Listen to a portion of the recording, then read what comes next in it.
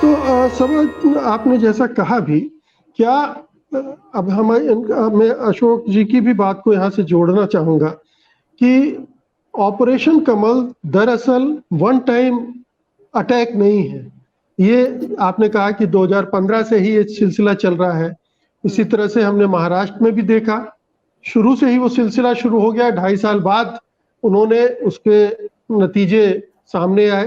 तो क्या दिल्ली में भी वही ऑपरेशन कमल पहले से चल रहा है और अब एक ऐसे मोड़ पर पहुंचा है जहां पर अगर वो अटैक कामयाब होता है तो हो सकता है कि केजरीवाल साहब के विश्वसनीय होते हुए भी बहुत सारे विधायक परेशान हो जाए, टूट कर जाए, या सरकार गिराने में कामयाबी मिल जाए बीजेपी को?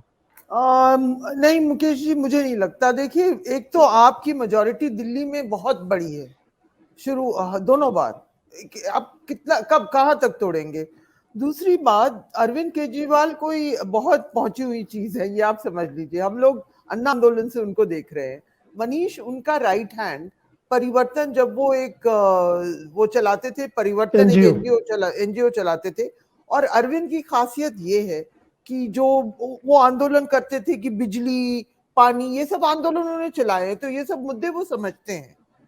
जो कुछ भी दिल्ली में हुआ है, अरविंद केजरीवाल सब चीज का ब्लूप्रिंट खुद देखते हैं। हाँ, चाहे जो भी उनकी कमजोरियां हो, जो भी की सब पावर जो भी हो, लेकिन वो एक बहुत डायनामिक इंडिविजुअल है। वो सब कुछ देख के खुद कराते हैं, कैंपेन भी करते हैं। ये भी उनका, ये हम इसकी ताकत या कमजोरी जो भी माने, मनीष हमेशा उनके साथ रहा है। मनीष उनका राइट हैंड, उससे पहले कि अमित शाह नरेंद्र मोदी के राइट हैंड हो गए। आप समझिए, उनमें उम्र का अंतर है। अमित शाह शायद 57 ऐसे कुछ है, नरेंद्र मोदी 71 ऐसे कुछ है। ये लोग साथ साथ पिक्चर देखते हैं, परिवारों में मिलजुलते हैं। मनीष बिल्कुल, अगर कोई शख्स है जो पूरी तरह अरविंद उन पे भरोसा करते हैं, वो है मनीष सिसोदिया।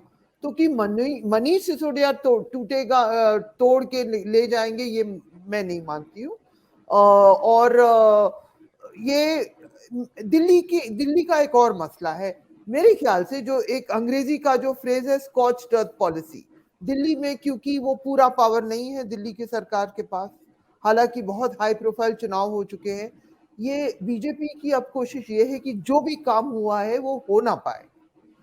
मैं गौर करें, सत्येंद्र जैन बहुत काम करते थे, वो सब समझते थे, वो हर नुक्कड़ इलाके को जानते थे, कहाँ क्लिनिक चल रही है, डॉक्टर आ रहा है कि नहीं। वो उस तरह के इंडिविजुअल थे। अब वो अंदर जेल में बैठे काफी महीनों से। मनीष भी स्कूल में, वो जब ट्रेनीज जाते थे ट्रेनिंग के लिए, वो मनीष उनको सिखाते थे। ये लोग काफी काम वाम करके इन्होंने अपने ब्लूप्रिंट्स वगैरह बनाए। फिर तो फोकस ये सब कर, शुरू में सब ने फोकस किया।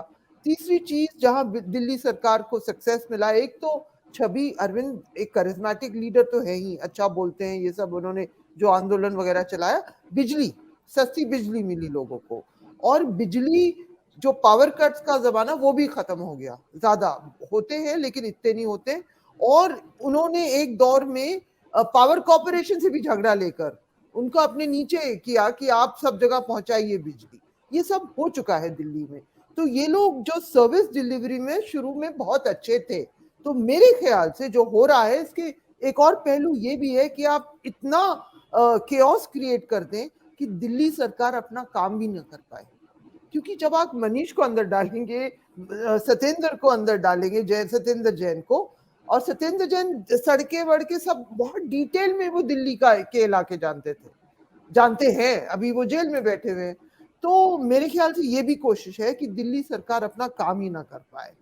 और जो अशोक जी ने बहुत सही बात कही एक्साइज के बारे में, मुझे याद है जब कोविड का लॉकडाउन हुआ था, तो बंगाल के लोग भी, क्योंकि बीजेपी के दौर में स्टेट्स को अपने रेवेन्यू का शेयर, इस नरेंद्र मोदी वाली बीजेपी के दौर में अपने बहुत सारे रेवेन्यू का शेयर नहीं मिल रहा है। जीएसटी कलेक्शन, जीएसटी बीच में आ गया, ये सब स्टेट्स डेस्परेट थे कि किसी तरह लिकर शॉप्स खुल जाएं और कुछ रेवेन्यू एक्साइज का आ जाए। तो आम आदमी पार्टी वैसे भी शुरू से उसको घेरा हुआ है, केसेस में, स्क्रूटिनी में, ये सब में, और उनके साथ एलजी भी है, बहुत सारे मसले हैं उनके साथ। और जी।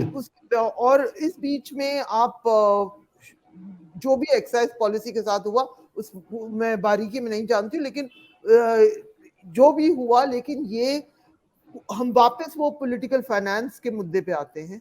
वो ही हिंदुस्तान की जो राजनीति है उसको बिल्कुल खोखला कर चुका है कुछ हद तक, यही एक वजह है।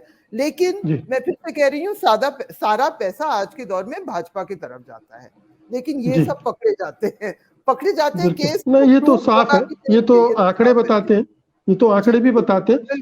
लेकिन अशोक जी एक बात बताइए कि जो बातचीत हो रही है उससे मुझे ये लग रहा है कि जो कुछ सारा हो रहा है वो गुजरात को लेकर हो रहा है, लेकिन ये तो पिछले 8 साल से हो रहा है।